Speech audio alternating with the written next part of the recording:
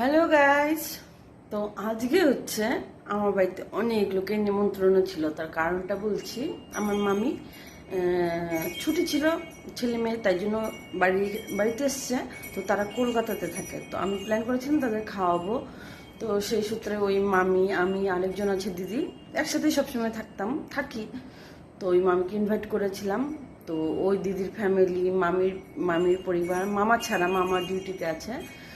আর আমাদের বাড়ির প্রচুর লোকের প্রচুর খাওয়া দাওয়া হয়েছে, প্রচুর অ্যারেঞ্জমেন্ট হয়েছে। তো ভিডিওটা কিন্তু আমি শেয়ার করছি তোমাদের জন্য, সবাই দেখবে আর একটু একটু করে কমেন্ট করবে কেমন লাগলো ভিডিওটা।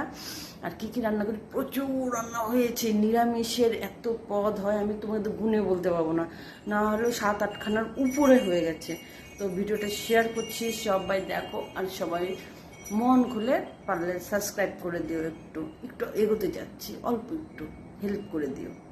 চলো টাটা।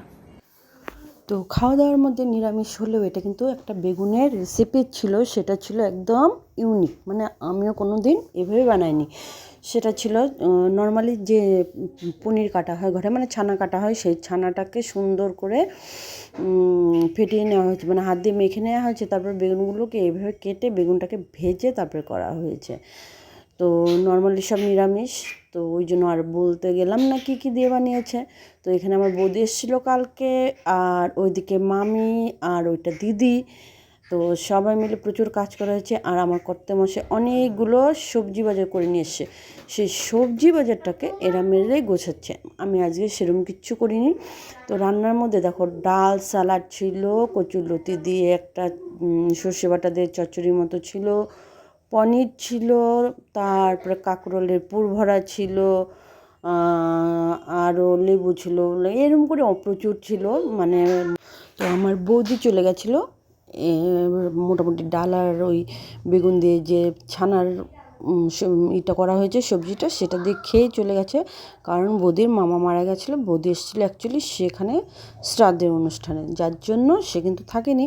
বাট আমরা 15-16 জন মিলে খুব মজা করেছি, এনজয় করেছি, ইভেন রাত্রে হয়েছে। আর সব থেকে বেস্ট হচ্ছে আমার ছিল আলু সেদ্ধ, যেটা এই দিদির হাতের আমি খেতে প্রচণ্ড পছন্দ করি।